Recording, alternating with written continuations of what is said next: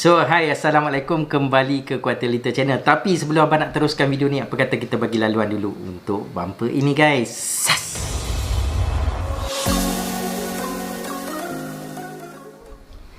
So, hai korang, bersama Abang G QLC. Sekali lagi di video ni biasanya abang mempaparkan tentang pemotoran, review part dan aksesori, vlog dan sebagainya. Dan korang juga jangan terlepas pandang untuk tekan butang subscribe, follow abang di semua social media, di Instagram, Facebook dan Twitter dan sebagainya. Abang akan letakkan link di ruang description di bawah. Okay, so sampai jumpa lagi di episod kali ni. Abang akan bawakan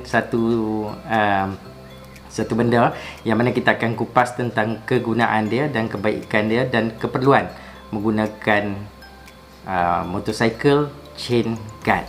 So kalau korang biasa dengar chain guard, normally semua motosikal yang dikeluarkan oleh factory akan build dah original chain guard untuk korang punya rantai ataupun penutup rantai korang. Okay, chain protector kalau korang tengok di bahagian atas motosikal, dia akan ada di atas rantai korang dan juga di bahagian korang punya atas daripada tayar tu.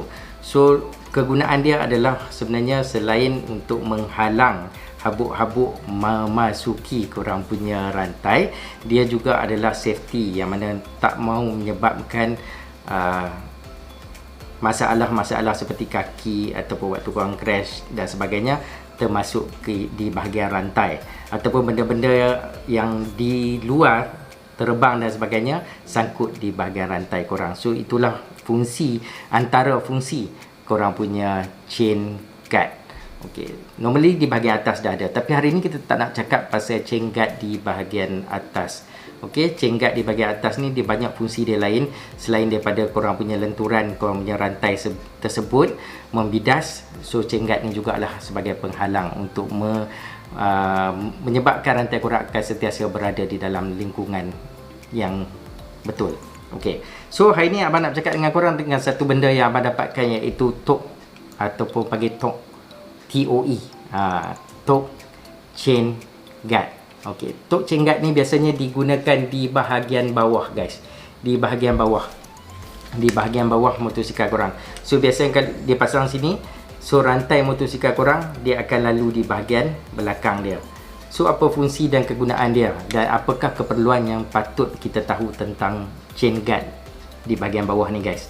So fungsi dia ni dia dah menjadi satu benda yang wajib digunakan di dalam litar lumba. So benda ni kalau tak ada, guys, kita orang tak dapat dibenarkan masuk ke dalam track. Ini antara benda wajib yang kena ada. Kalau tak ada chain guard ni, torque chain guard ni, korang tak boleh masuk dalam track. Okey, ini adalah satu regulation yang patut ada. Even MotoGP sekalipun, ini adalah priority di bahagian rantai korang. So bila ada chain guard ni, okey, fungsi dia satu, dia nak menghalang daripada waktu kita crash, kita jatuh, kita dengan motor kadang-kadang tak terpisah, guys. Kita jatuh sekali dengan motor. Normally yang tak terpisah dengan motor ni low side. Bila kita konah, dia low side. So kita akan terseret sekali dengan motor. Bila ada kita punya chain guard ni, guys, chain guard ni lah yang akan menghalang kaki kita masuk ke bahagian rantai, seterusnya ke bahagian sprocket. So setidak-tidaknya benda ni dia akan mengurangkan kita punya risiko bahaya kepada kemalangan tu. So inilah fungsi dia menggunakan chain guard ataupun torque chain guard. Okey, chain guard ni korang boleh didapati di mana-mana saja, di Shopee, Lazada dan sebagainya. Mungkin abang akan letak jugalah link yang ni abang beli di AliExpress. Okey, chain guard ni dia ada banyak fungsi. Ada yang pakai besi, metal, ada guna aluminium, ada juga guna plastik dan seramik, karbon dan sebagainya. Ada kelemahan dan ada kelebihan, ada kekurangannya. Kalau korang nak tahan, korang boleh pakai material jenis besi. Dia memang sangat tahan, tetapi dia akan menyebabkan sedikit berat di bahagian belakang korang. Tetapi kalau untuk commute ride ataupun daily ride ataupun motosikal korang yang korang guna untuk setiap hari, abang rasa tidak ada apa-apa masalah kalau setakat berapa ratus gram saja korang tambah di bahagian belakang motosikal korang. Tetapi dalam bahagian racing, kita menitik beratkan tentang keberatan motor tersebut. So kita nak seboleh-bolehnya benda tu biarlah dia ringan dan tahan.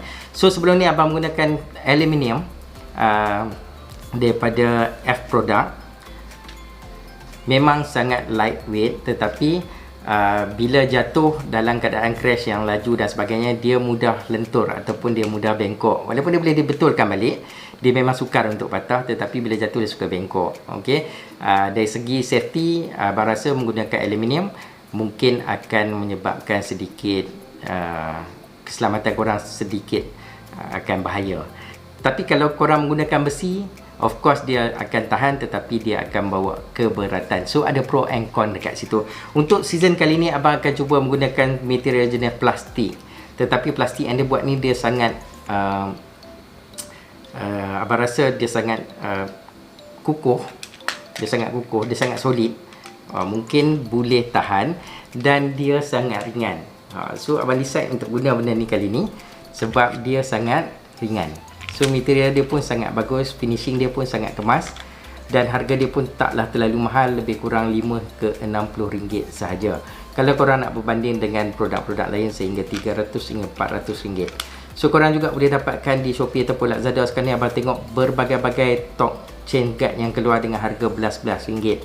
So kalau korang yang menggunakan motosikal yang biasa daily commute, abang rasa tak kisahlah benda tu mahal ataupun murah, korang boleh pakai sebagai penambah keselamatan untuk motosikal korang.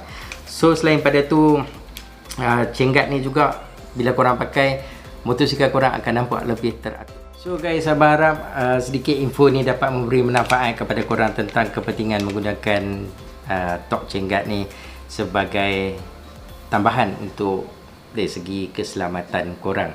So cara pemasangan dia sangat mudah. Korang beli produk ni, kemungkinan dia ada plug and play ataupun terus boleh pasang, dan mungkin akan ada sedikit pengubah suaian untuk pemasangan ni sebab dia bergantung kepada jenis swing arm motosikal korang, dan sedikit pengubah suaian tu tidak akan mengakibatkan masalah terhadap korang punya swing arm.